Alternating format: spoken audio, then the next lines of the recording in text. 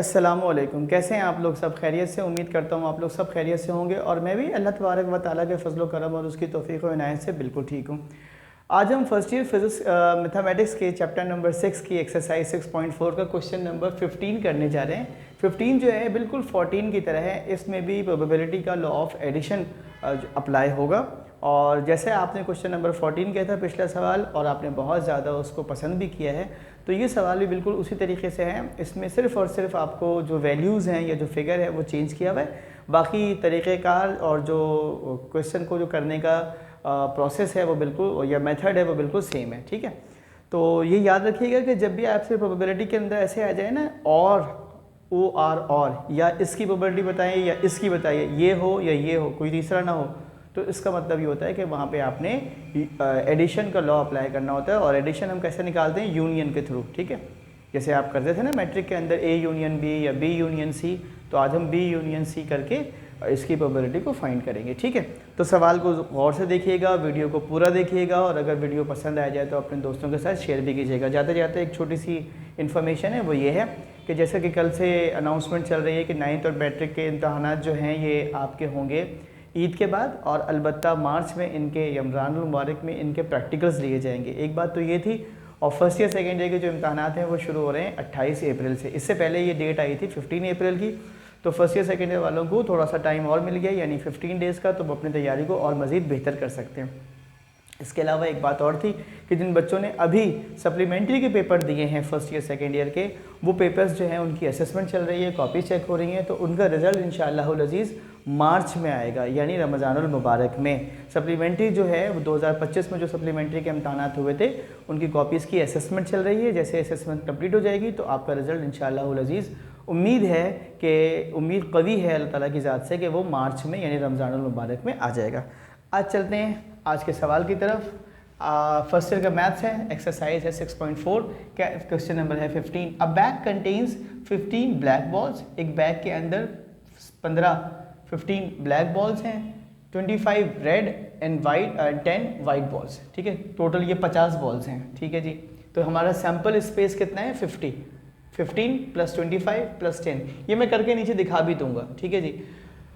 A ball is drawn at random. आप एक randomly ना बॉल पिक करते हैं, तो कहते हैं find the probability that it is either red और वाइट। तो कहते हैं फिर ये बताओ, अगर हम रैंडमली वहाँ से एक बॉल को ड्रॉ करते हैं, निकालते हैं उस बैग में से, तो आप ये बताइए रेड या वाइट।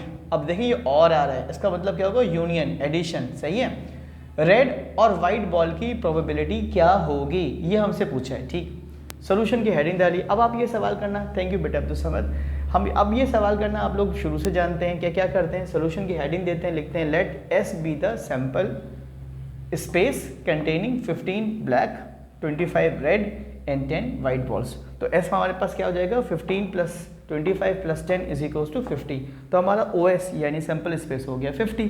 ठीक है, ये हर जगह इस्तेमाल होगा। अब हम लेट करते हैं ब्लैक बॉल को ए से, कहते हैं let A be the black balls.